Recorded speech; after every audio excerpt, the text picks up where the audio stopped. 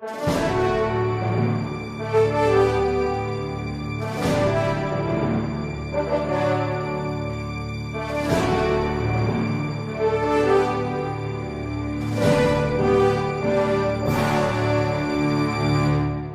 nome do Pai, e do Filho, e do Espírito Santo. Amém. Inspirai, ó Senhor, as nossas ações e ajudai-nos a realizá-las, para que em vós comece e para vós termine tudo aquilo que fizermos, por Cristo, Senhor nosso. Amém. Santa Maria, Mãe de Deus, rogai por nós. Em nome do Pai, e do Filho, e do Espírito Santo. Amém. Boa noite a todos, bem-vindos mais uma vez ao nosso programa ao vivo, nosso encontro semanal, e nessa semana, com grande alegria, nós estamos lançando dois novos produtos, podemos dizer assim, um DVD e uma série de palestras pela editora Eclésia. Vocês já conhecem a série, a coleção Sacramentos, que foi lançada pela editora Eclésia, que são um DVD e um CD MP3 com uma aula a respeito dos sacramentos. Então aqui tem o primeiro volume, que é do batismo, o segundo volume, a confirmação, e hoje nós estamos lançando o terceiro volume, que é sobre a Eucaristia. Então hoje a nossa palestra, nossa conferência inicial para o nosso colóquio, o nosso debate nesse programa ao vivo, será sobre a Eucaristia.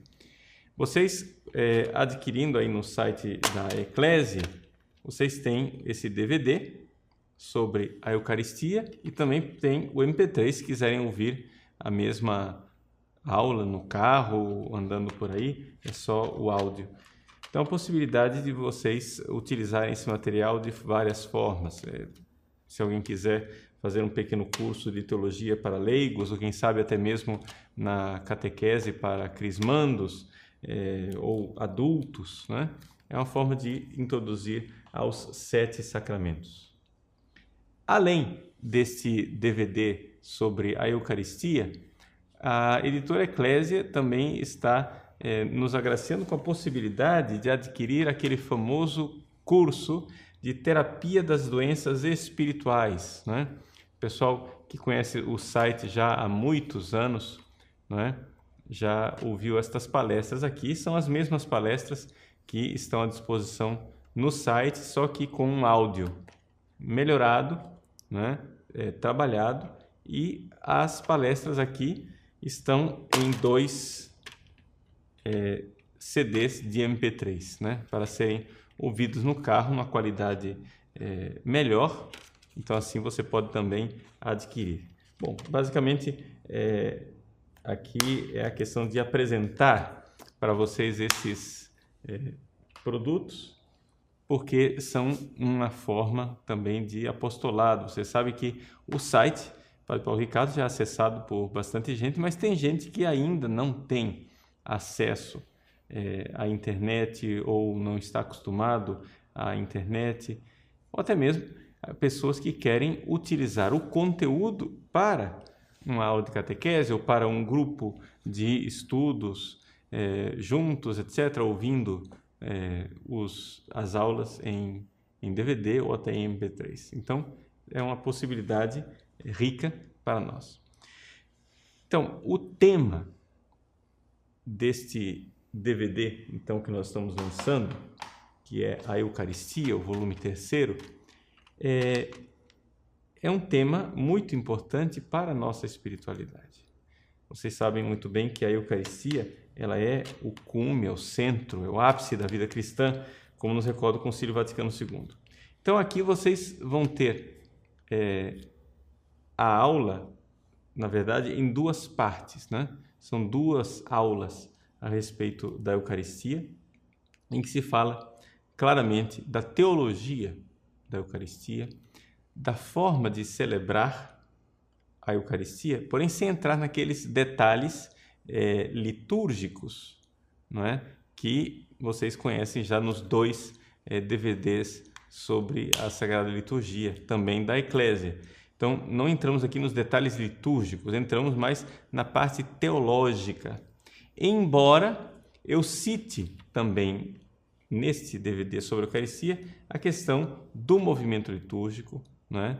E dessa realidade de vivermos a liturgia de forma intensa para o nosso bem espiritual, para o nosso crescimento espiritual. Ou seja, sem Eucaristia não há igreja.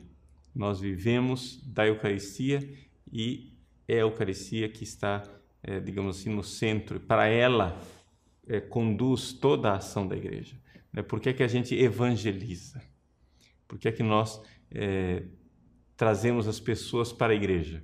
É para poderem participar, não é, da Eucaristia, que é o santíssimo sacrifício de nosso Senhor Jesus Cristo. Então, existem duas realidades na nossa vida espiritual que nós precisávamos aqui enfatizar, não é?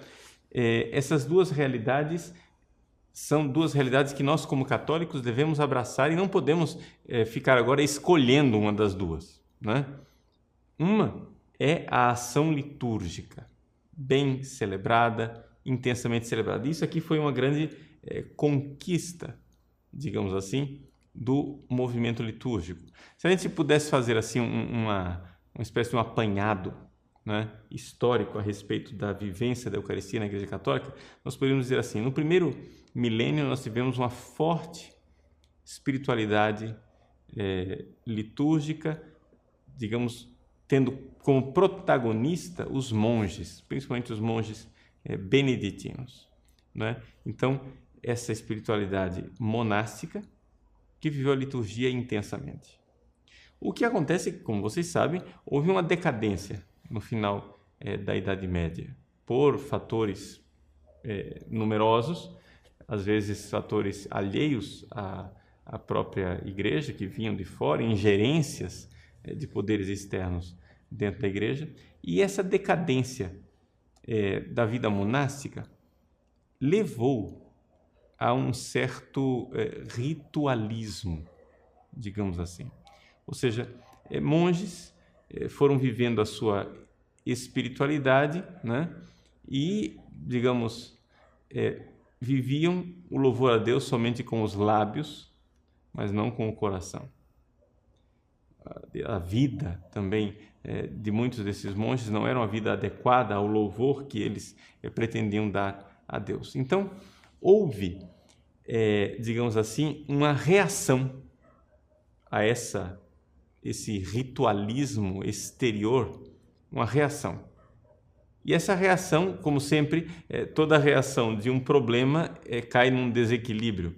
Então, vocês imaginem, final da Idade Média, havia essa forma monástica de viver a liturgia, porém com exterioridades, uma forma decadente, né? Que não é a verdadeira espiritualidade litúrgica, né? Pelo amor de Deus.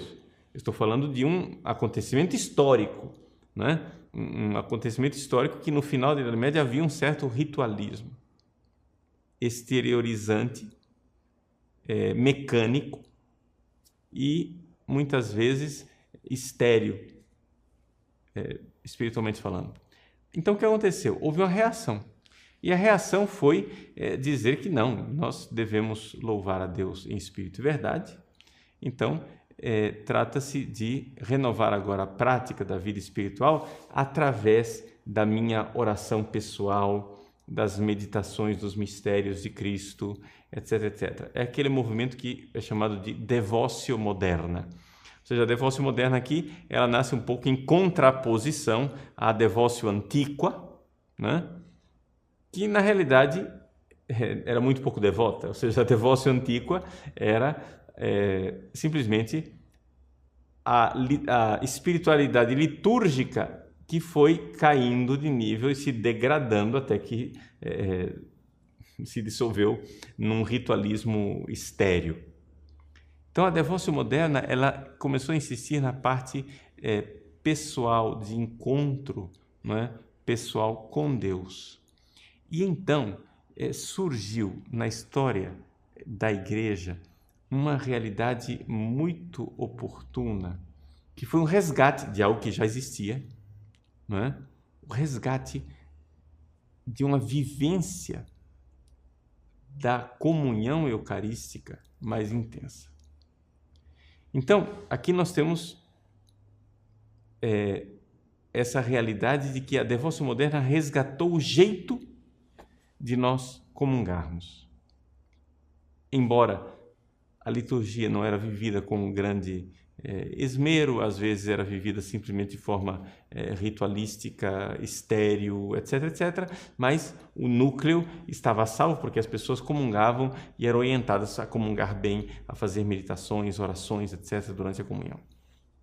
Bom, é claro que isto é um certo desequilíbrio para a espiritualidade da igreja, e então, com o passar do tempo, surgiu um movimento dentro da igreja, e isso é já uma história mais recente, que nós chamamos de movimento litúrgico.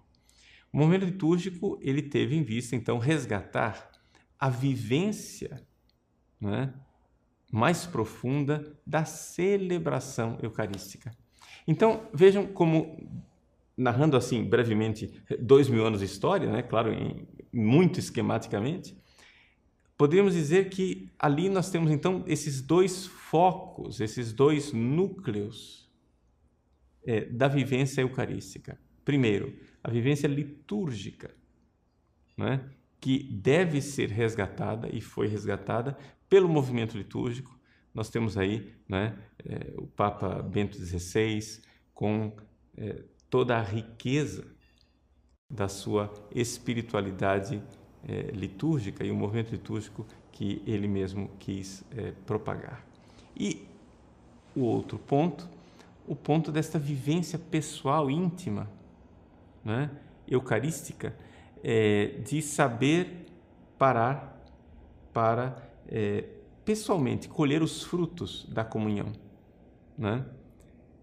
Onde eu, tendo celebrado a Eucaristia, eu sei então viver um momento da devoção, em que, na minha comunhão pessoal, eu recebo as graças necessárias e eu adoro a Cristo, vivo intensamente uma realidade de encontro pessoal que talvez eu não tenha tido tempo de parar para refletir ou de viver com tanta intensidade durante a celebração da Eucaristia. Então, vejam, são dois núcleos que eu acho que não precisaríamos ter que escolher entre os dois. Um coração católico não precisa escolher entre as duas coisas. Nós não precisamos dizer assim, eu sou de espiritualidade litúrgica, portanto, eu rejeito esse devocionismo de ficar fazendo ação de graças na comunhão depois da missa. Ou então, dizer, não, eu sou uma pessoa de uma vida mais espiritual e mística, que vivo intensamente a minha comunhão e não me importa muito a liturgia, porque a liturgia é simplesmente um ritual que a igreja tem que realizar para produzir, né, a hóstia que eu possa comungar, né? Desprezando totalmente a liturgia e vivendo somente a parte pessoal, íntima e subjetiva da devócio moderna. Claro que aqui eu estou caricaturando os dois extremos.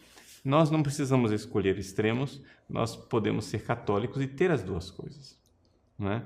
Ter essa riqueza da liturgia e, ao mesmo tempo, a riqueza de uma ação de graça após a comunhão, de um tempo com Jesus sacramentado, né? Nesse sentido, a gente vê como, por exemplo, existe uma riqueza, né, de cada papa. Eu pego, por exemplo, os papas da minha vida. Eu vou excluir aqui, sem desprezo nenhum, vou excluir o Papa João Paulo I, porque foram 30 dias e eu teria muito pouco o que dizer a respeito dele. Mas você vê, por exemplo, Paulo VI, né?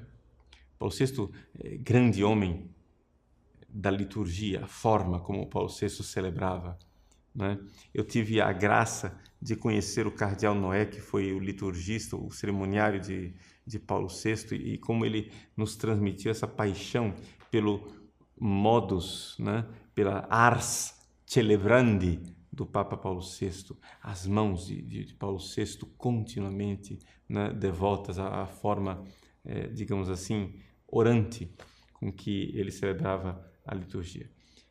Ao mesmo tempo, tivemos o Papa João Paulo II. O Papa João Paulo II era um homem menos do movimento litúrgico e mais da realidade devocional, embora vivesse também a liturgia, mas João Paulo II, sobretudo a sua espiritualidade carmelita, né?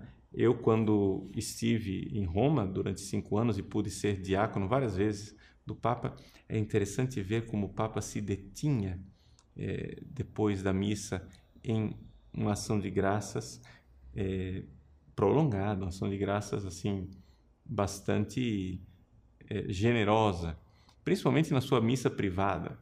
Na missa privada, o Papa João Paulo II, quando as pessoas chegavam na capela para participar da sua Santa Missa, ele já estava lá de joelhos já há muito tempo, continuava de joelhos, rezava, se paramentava e depois da missa voltava para o genuflexório e continuava lá de joelhos longamente, né? E as pessoas, não interessa se as pessoas estão lá na antessala dele esperando o Papa aparecer para cumprimentar e fazer as fotos, ou se havia visitas para o café da manhã, ele sem nenhum problema.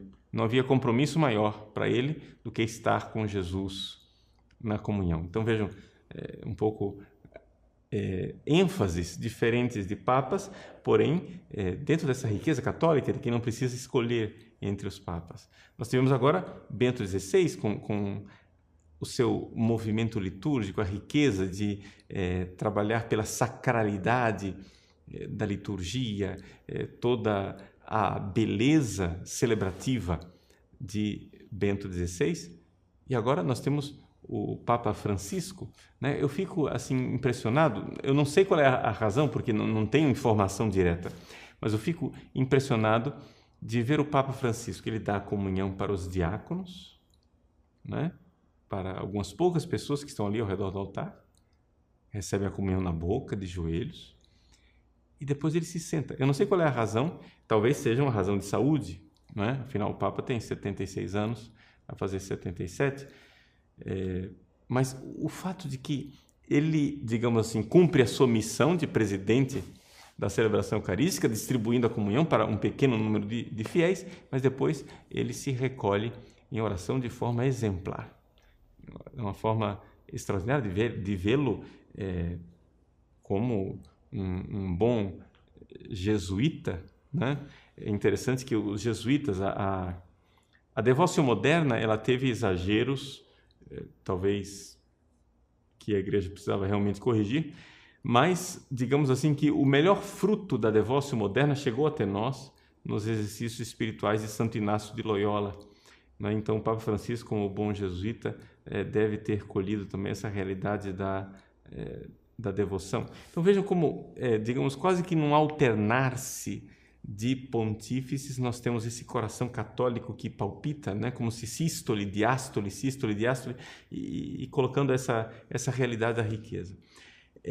Nós vemos muitas vezes que as pessoas fazem questão de contrapor os papas e compará-los.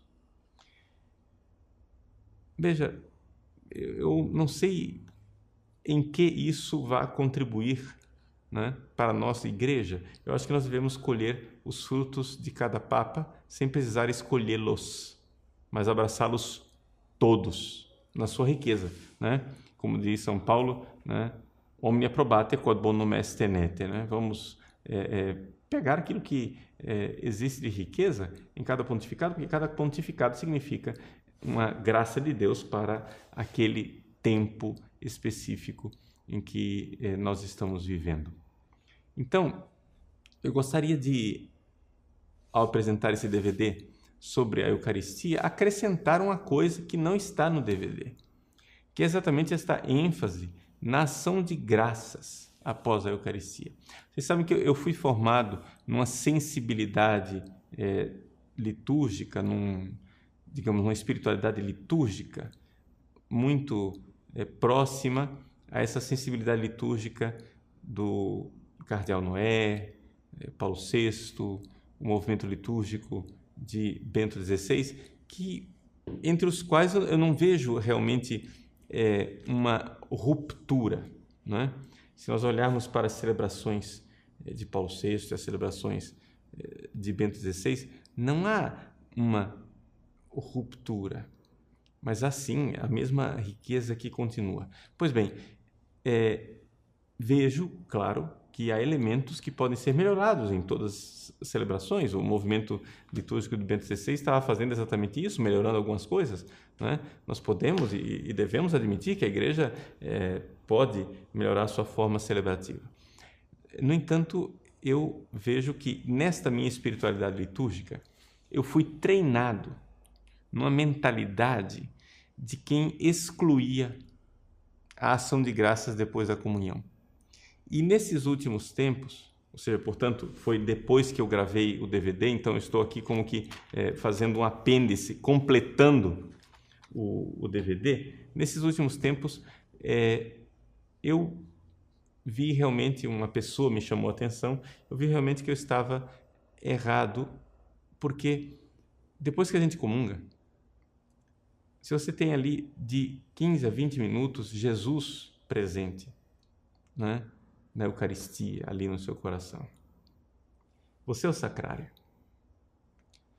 Então, a gente receber a comunhão e desprezar essa presença eucarística em nós, na dispersão, né, brincadeiras de sacristia, saindo para conversar fora da igreja, contar piadinhas, eu acho que para nós, principalmente nós sacerdotes, mas todos os fiéis leigos, nós teríamos uma graça imensa se nós aproveitássemos esse momento para realmente comungarmos e para a ação de graças. Então, eu gostaria de, hoje, recordar para vocês que São Luís Maria Grignon de Montfort, no seu Tratado da Verdadeira Devoção, ele, no final, no suplemento A, ele nos ensina o modo de praticar esta devoção na Sagrada Comunhão. Então, eu queria citar aqui, para nossa edificação comum, alguns aspectos de o que fazer depois da comunhão. Então, terminou a missa, se ajoelhe devotamente no seu lugar. Se você tem algum problema de saúde, não tem problema, se sente, não precisa ser de joelhos. E é interessante. São Luís, número 270 do tratado, ele diz assim: você vai, recebeu a comunhão, agora você dá Jesus que você acaba de receber a Maria. Ele diz assim: introduzirás Jesus Cristo no coração de Maria. Tu o darás à sua mãe, que o receberá amorosamente. Então, agora, é uma forma humilde de dizer: eu não tenho condições de receber Jesus, se eu não sou digno de que entreis em minha morada, então eu vou fazer o seguinte: eu que sou consagrado totalmente a Maria, vou dar Jesus a Maria, né? Como tudo aquilo que eu dei, eu dou Jesus a Maria, então é ela que em mim o receberá amorosamente, o instalará honorificamente, o adorará profundamente, o amará perfeitamente, o abraçará com amor e lhe tributará em espírito e verdade várias homenagens que nos são desconhecidas. E nós, envoltos em densas trevas. Então, ao ver como Maria recebe Jesus, então eu noto a minha pequenez e o meu pecado. Então, a primeira coisa, entregar a Maria. Segunda coisa, então eu vejo a minha pequenez e pecado. Então, no número 270, exatamente isso que ele coloca, né? A humilhação de ver que o meu coração não está pronto para receber Jesus, né? Então, você vê Jesus residindo em Maria de forma perfeita e você está lá, como um escravo, sentado na soleira da porta do palácio. E como servo, você interiormente, espiritualmente, vai e convida todas as criaturas a louvarem Jesus, que está lá presente na Eucaristia, no coração de Maria, que está em você. Então, como que os 3 jovens na fornalha, né, que fazem aquela lista de criaturas, bendizei o Senhor, aquele convite constante. No número 272, né, você vai pedir a Jesus as graças. E que graça, né? Bom, sobretudo, você pede o perdão dos pecados, né? Por quê? Porque o inimigo semeou o joio no seu coração. E eu mesmo, disse São Luís, sou o maior inimigo com que tenho que lutar. Fui eu que fiz esses pecados. Então, convém que Cristo cresça, que eu diminua, né? E assim, nessa realidade de Cristo que cresce e eu que diminuo, eu vou recebendo as graças. E número 273, aqui vem a coisa que eu acho assim mais importante para nós recordarmos.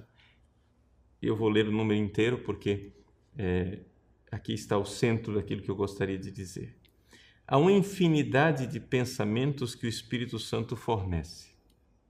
E te fornecerá se fores interior, mortificado e fiel a esta grande e sublime devoção que acabo de te ensinar.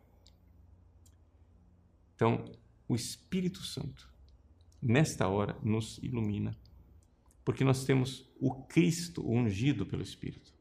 Você recebeu a comunhão. Então, essa luz sobrenatural, a nossa inteligência, ela é uma só. Nós não temos uma inteligência natural e uma inteligência sobrenatural. Mas ela é iluminada por duas luzes. Uma luz natural, que você vê, enxerga as coisas a partir da natureza.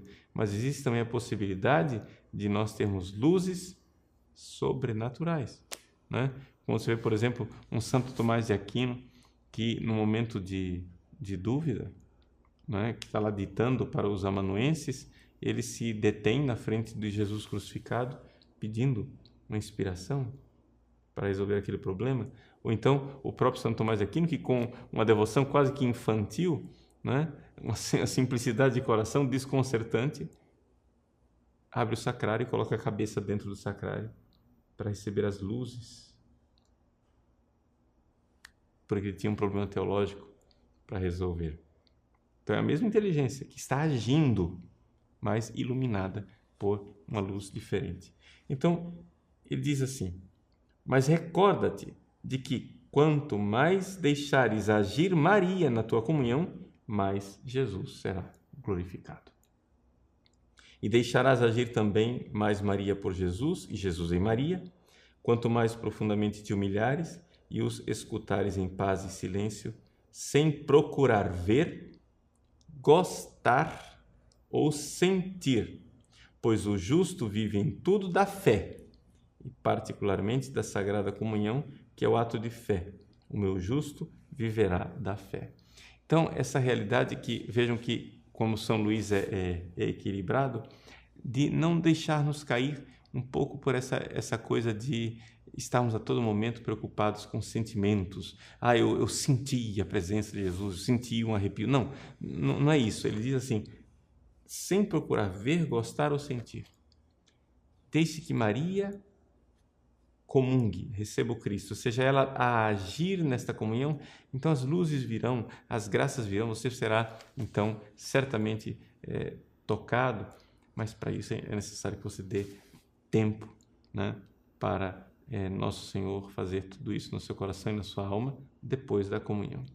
Então, um pouco esses são os pensamentos que eu preparei para essa noite, para partilhar com vocês, nesse lançamento do terceiro volume da coleção de sacramentos Eucaristia, da editora Eclésia. Vamos aí lançar os outros sacramentos também. E também sendo lançado, digamos assim, relançado em um novo formato, né, a terapia das doenças espirituais, o curso, né, que já é conhecido de vocês, essas palestras, mas estão aqui editadas de uma forma diferente e com um som melhorado para aqueles que desejarem também presentear para pessoas que não têm acesso à internet, né? Muitas vezes carmelos, comunidades religiosas que podem ouvir, pessoas que gostariam de ouvir isso no carro e com o tempo, né? Então está aí o curso da terapia das doenças espirituais. Vamos fazer então um pequeno intervalo. Depois do intervalo nós voltamos então para trocarmos algumas ideias a respeito do tema do programa de hoje. Até mais. Muito bem, nós retornamos então para tentar conversar com vocês um pouco sobre as dúvidas e perguntas que vocês possam ter a respeito do tema da nossa aula de hoje. Então, nós começamos com uma pergunta que é um pouco uma exortação, né? É importante a gente saber distinguir, né, a nossa atitude durante uma adoração eucarística e a nossa atitude quando nós recebemos a comunhão. São duas coisas diferentes. Por quê? Porque, embora seja o mesmo Jesus quem está lá, quando eu recebo a comunhão, o sacrário sou eu. E São Gregório de Nazianzo usa uma série de comparações para que a gente entenda um pouco como é. Ele usa a linguagem do fermento. Ele diz que é como Jesus fosse um fermento que leveda a massa. É como se duas velas se fundissem, né? Existe uma união, essa minha união com o Cristo. É importante. Então, a gente vê muitas vezes as pessoas recebem a comunhão e vão rezar ao pé do sacrário. Eu não digo que isso seja errado, mas talvez, eu não sou ninguém para julgar os corações naquele momento, mas talvez aquela pessoa esteja esquecida que Jesus está nela, não é? É o Cristo nela. Então, uma das dificuldades é essa exteriorização do Cristo na hora da comunhão. Não, quando eu rezo, vivo, mas não é o Cristo vive em mim, né? Então, isso é muito importante, essa realidade que está aqui. Bom, vamos então a outras perguntas. Padre, como fazer essa... a Cecília Fraga. Padre, como fazer essa ação de graças nas nossas igrejas, onde não há espaço, silêncio, respeito, etc. Olha, Cecília, eu acho que nós temos que usar a nossa criatividade, né? Para criar esse espaço. Agora, ao mesmo tempo, eu penso que quem vai realmente fazer a diferença vão ser os sacerdotes, né? Os padres. Então, você que é seminarista, você que é sacerdote, nós precisávamos promover um pouco nas nossas igrejas esse silêncio após a Santa Missa, né? Essa possibilidade das pessoas permanecerem em silêncio. Então, isso daí deve começar um pouco com o exemplo do padre, né? Então, o padre que, de fato, não vai congraçar com as pessoas logo depois da missa. Ou se ele faz uma saudação breve na porta da igreja, saúda as pessoas, se despede das pessoas, mas logo em seguida esteja disposto a entrar e a se ajoelhar. Mas o ideal mesmo é que o sacerdote, conhecendo as circunstâncias da sua paróquia, né, pudesse pedir que houvesse silêncio na sacristia e que, terminada a missa, ele tira os paramentos e se recolhe no genuflexório ali na frente dos fiéis. O exemplo do sacerdote muda muito a situação da comunidade, né? Mas enquanto não fazemos isso, e se não há possibilidade na sua paróquia, nós temos que usar um pouco a criatividade inventiva para ter esse momento com Jesus na nossa vida. Igor Alexandre.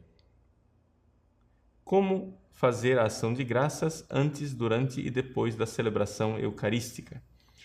Veja, Igor, aqui é importante a gente não se deixar levar pela especificidade do termo ação de graças, né? A própria celebração da missa ela é uma ação de graças. Aliás, essa é uma das dificuldades teológicas e argumentativas que eu tinha. Para que eu vou ficar lá depois da missa em ação de graças, quando a Eucaristia foi uma ação de graças? É claro que uma das coisas que a gente faz com Jesus, depois de ter comungado, é a ação de graças. Mas o que eu estou falando aqui muito especificamente é a realidade de que, tendo comungado, eu celebrar missa consciente desta presença de Cristo em mim. Uma experiência interessante que eu já notei em mim é que quando eu celebro duas missas, uma em seguida da outra, e eu celebro a segunda missa, tomando plena consciência de que eu acabei de comungar e que Cristo está em mim, né? Existe uma consciência maior dessa presença divina que preside a Eucaristia. E essa realidade do Cristo em mim, né? Eu acho que é esse o centro da coisa, não tanto especificamente a atitude de ação de graças que deve ser presente na vida do cristão como um todo. Agora, como fazer isso especificamente? Antes da missa, existem as orações de preparação à Santa Missa, você vai encontrar isso na internet abundantemente, né? E depois da missa existem também outras orações que você pode fazer, né? Então, oração de Santo Tomás de Aquino, né? Oração universal atribuída ao Papa Clemente XI, oração a Nossa Senhora, oração a Jesus crucificado, oração a São José, alma de Cristo, santificai-me, corpo de Cristo, salvai-me, sangue de Cristo, inebriai-me. Todas essas orações são, digamos assim, uma ajuda muito grande para nós que queremos fazer a nossa oração, tendo recebido Cristo na comunhão, tá? Cecília Fraga. Creio que, se nós católicos estamos na contramão do mundo, quem busca seguir os ensinamentos como o Senhor nos coloca, está na contramão dos católicos. Como fazer? Não, veja, Cecília Fraga, não é que nós estamos na contramão dos católicos. Não. Nós somos maioria, não é? Que é isso, padre? Nada. Na minha paróquia está todo mundo esquecido disso. Não, nós somos maioria. Lembre-se que conosco nós temos uma multidão que viveu antes de nós. Então nós somos maioria. Nós temos conosco os santos, que nós seguimos os exemplos. Nós temos conosco os papas, né? Centenas de papas que nós seguimos os ensinamentos. Nós não estamos na contramão, né? O que acontece é que nós estamos vivendo uma situação de igreja em que as pessoas precisam retomar a sua identidade, né, católica, de compreendermos que ser católico não é um folclore, né? Não é simplesmente uma diluição. Então, é que aconteceu o seguinte, Joseph Ratzinger, quem nos recorda no seu livro Novo Povo de Deus, nós estamos cada vez mais na igreja dos pagãos, né? Ao contrário de São Pedro e São Paulo, que no início da igreja tinham a igreja dos pagãos, no sentido que era uma igreja que provinha de convertidos do paganismo, o que nós temos hoje é uma igreja de pagãos no sentido que as pessoas se paganizaram, mas continuam achando que são católicas, né? Então, não existe nenhuma contramão com a Igreja Católica em ser católico plenamente. O problema é que nós temos que entender que a Igreja Católica está mais ou menos como aquela parábola de Jesus, que fala do reino dos céus, em que a semente de mostarda, né, cresce e depois as aves do céu vêm buscar abrigo nela. Então, nós temos a nossa igreja cheia de aves do céu que vêm buscar abrigo. A árvore mesmo da mostarda, né, é a igreja. E temos esses visitantes de fora, esse pessoal que está aí, mas que nós não devemos nos incomodar com eles, mas devemos convertê-los, né? Aí cabe a nós, leigos, né, sermos criativos em ir convertendo as pessoas, ir nesse apostolado. É um caminho, é um movimento. Então, Cecília, veja, é questão de seguir aquilo que o magistério da igreja, né, de 2000 anos nos ensina. Elizabeth Pires. Padre, fale sobre a comunhão espiritual quando não podemos fazer a sacramental. Qual a sua validade? Veja, Elisete, o seguinte, Santo Tomás de Aquino, não é, nos recorda que existem, digamos assim, 3 formas de nós recebermos a comunhão. E o Concílio de Trento retoma essa realidade, recordando dessas 3 formas. Primeiro, você pode receber a comunhão só sacramentalmente. Esta é a forma que os pecadores recebem a comunhão. Eles recebem o sacramento, mas não têm comunhão espiritual nenhuma. Existe uma outra forma de receber a comunhão, que é a comunhão só espiritualmente, onde a pessoa não recebeu o sacramento, mas ela está em comunhão com Cristo. Então, ela imaginando que está recebendo a comunhão, etc., existe uma certa união entre a alma dela e a alma de Cristo. E a forma mais perfeita, que é a de receber a comunhão sacramentalmente e espiritualmente. Ou seja, você recebe o sacramento e está em comunhão plena com o Cristo que está ali. Então, trata-se de uma questão de gradação, né? A comunhão só sacramental dos pecadores serve para a condenação. A comunhão só espiritual daqueles que não conseguem comungar, ela tem uma validade porque espiritualmente essas pessoas estão unidas a Cristo. E a comunhão sacramental e espiritual, é claro, aqui nós temos então uma graça extraordinária, né? Nós estamos no ano da fé e seria importante nós recordarmos aquilo que Santo Tomás diz, que para você fazer um ato de fé é necessário você ter uma graça atual, ou seja, uma iluminação de Deus. Não basta a graça habitual, você estar em estado de graça, você estar vivendo na santidade. Não, para que você tenha fé, você precisa da graça atual. Deus te dá esta graça. Então, quando você comunga, a primeira atitude sua é se abrir para a fé, né?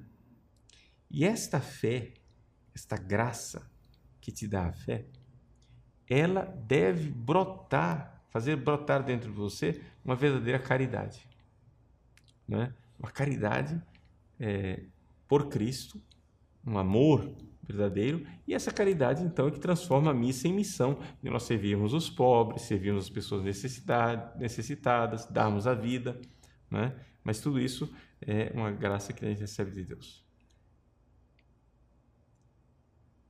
Camila Saraiva.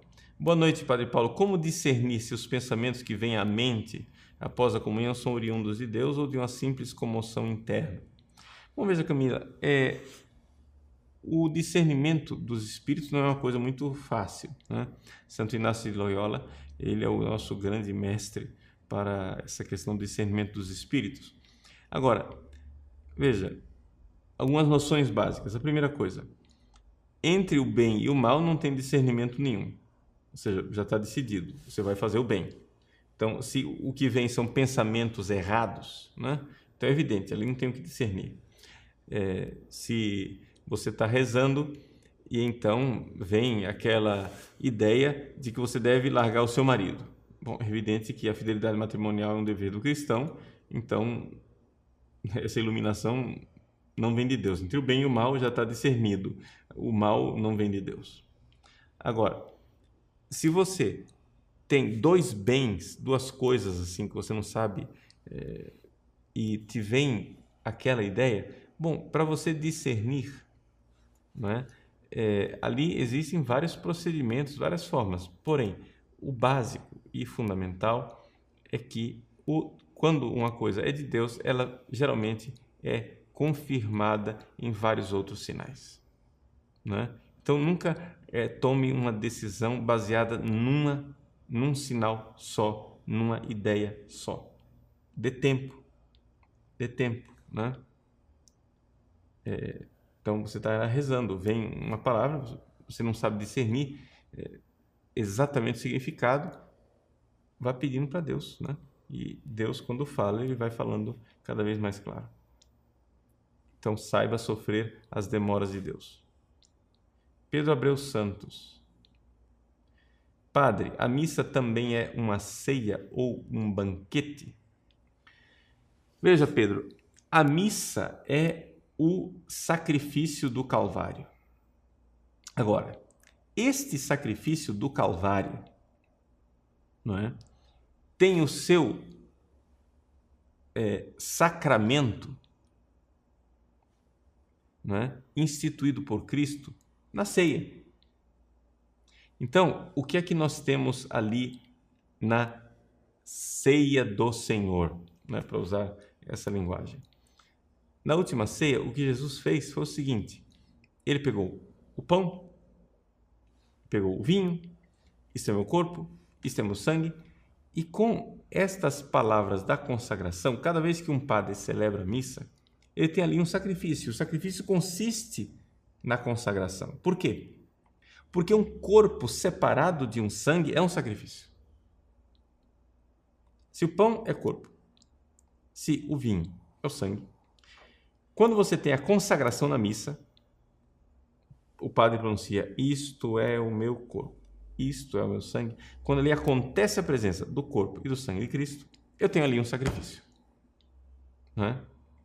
Agora, é evidente que o símbolo que está sendo usado para simbolizar o sacrifício é de ceia, não é? Porque é comida e é bebida.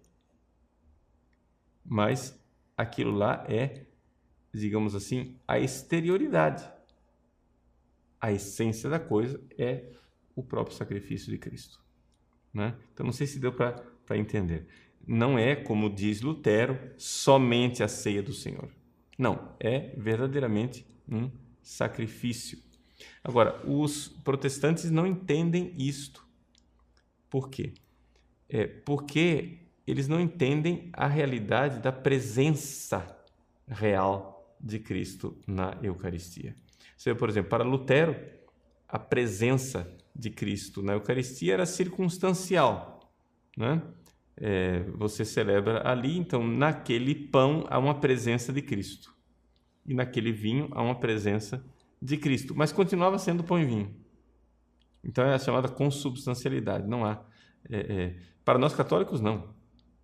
Na consagração, ali não há mais pão, ali existe nada de pão, substância alguma de pão. Ali existe nada de vinho, substância alguma de vinho.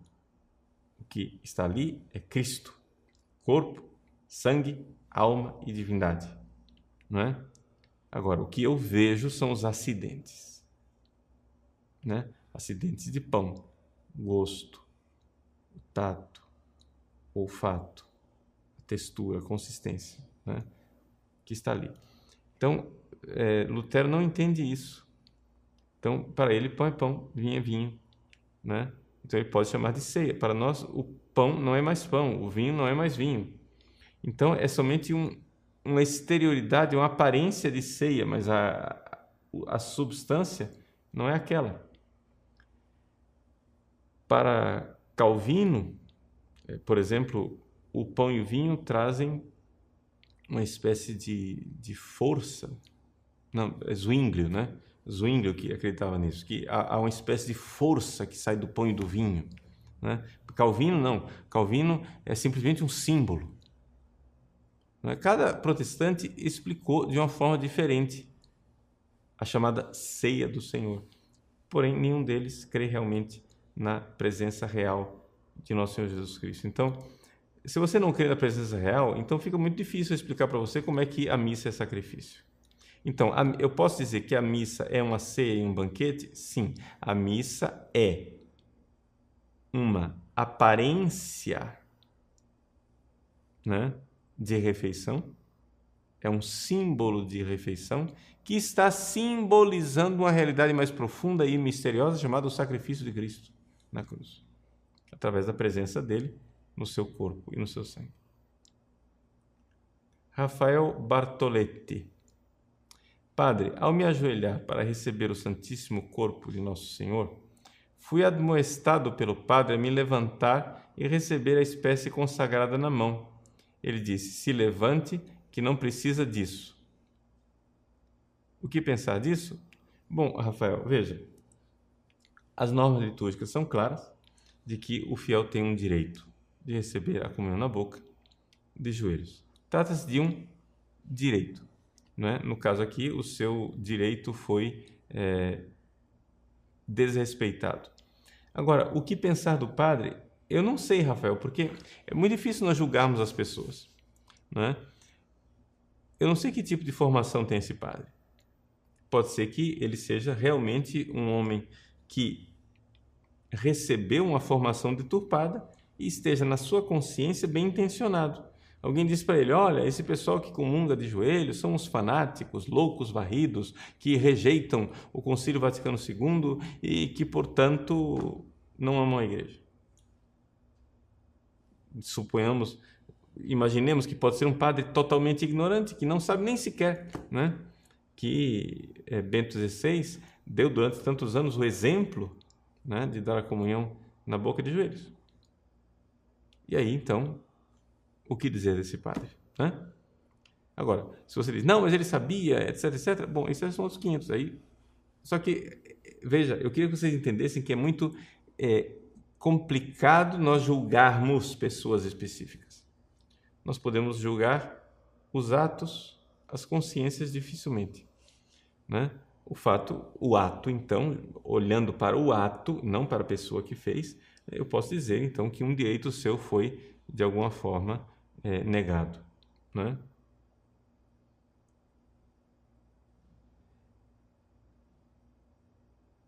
Carla Valéria: padre, algumas pessoas da pastoral de minha paróquia chegam a dar a hóstia não consagrada às crianças que assistem à missa na hora da comunhão. Isso está errado? O que devo fazer? Veja, Carla, dar hóstias não consagradas na hora da comunhão para crianças é pelo menos um sinal equívoco, né? Por quê? Porque as crianças precisam ser educadas para o fato de que existe uma diferença substancial entre a hóstia consagrada e a hóstia não consagrada. Ali você está facilitando um equívoco muito grande, né? Portanto, eu diria que isso é pelo menos imprudente. Agora, o que fazer? Isso daí depende muito da sua situação concreta, né, de paróquia, né? Eu diria que o caminho sempre de resolver problemas na paróquia é o pároco. Mas se o pároco está por trás da coisa, então eu já não sei o que fazer, entende? Então, em todos os casos, resolvendo o seu problema, a gente pode dizer com toda clareza que pelo menos é um sinal gravemente equívoco, né? Ana Luísa Francomano Lima: por que Jesus permanece conosco apenas por alguns minutos depois de comungarmos? Veja, Ana Luísa, porque as espécies eucarísticas permanecem somente alguns minutos. Veja, Deus está presente no mundo inteiro e o tempo todo, não é? Mas o corpo de Cristo ressuscitado, humanamente, né? Ele, que é o Senhor, corpo, sangue, alma e divindade, não está presente em todos os lugares, né? Pelo menos não de forma substancial, como está na Eucaristia, né? Essa presença é real da Eucaristia. Então, existe uma diferença da presença de Cristo quando 2 ou 3 se reúnem e a presença de Cristo quando eu tenho o sacrário? Claro que existe. Existe uma diferença entre a presença de Cristo na palavra da Bíblia ou da presença de Cristo nos pobres e a presença de Cristo no sacrário e na Eucaristia? Claro que tem uma diferença. Por quê? Porque ali eu tenho a presença de Cristo. Por exemplo, num pobre, Jesus está lá presente nele. Foi a mim que o fizestes. Mas ali existe uma consubstancialidade. Ou seja, está lá o pobre e está lá Cristo. Os dois estão juntos. No sacrário, não. No sacrário, o que eu tenho é só Jesus. Não tem pão lá. Lá não há pão. Existe só a aparência de pão. Mas a presença de Cristo, então, é diferente, né? Pois bem, esta presença de Cristo sacramental, se Jesus nos deu esse sacramento, foi por alguma razão, né? Santo Agostinho tem uma frase impressionante. Ele diz assim: Deus é onipotente. No entanto, ele não pôde nos dar nada mais a mais do que a Eucaristia. A Eucaristia foi o máximo do poder dele. Deus é sapientíssimo, porém ele não soube nos dar mais do que a Eucaristia. Deus é riquíssimo, porém ele não teve nada mais para nos dar além da Eucaristia. É o máximo. É a densidade total da potência, da sabedoria e da riqueza de Deus. Então, receber a comunhão é algo extraordinário. Agora, essa presença, ela dura. Ela tem prazo. E por que tem prazo? Tem prazo porque nós estamos falando aqui de uma presença sacramental. Que uma vez que você digeriu aquelas espécies, aquela aparência de pão e de vinho, essa presença sacramental já não está mais. Então, por isso o tempo é limitado. Tá bom? Então, paramos por aqui. Ainda tem muitas perguntas, mas o nosso tempo, né, está esgotado. Nós continuaremos, então, com as nossas reflexões. Eu havia prometido para vocês, já no ano passado, que nós iríamos fazer uma série de programas a respeito da feminilidade, né? Vocês se lembram que eu fiz uma série de programas sobre a masculinidade no ano passado.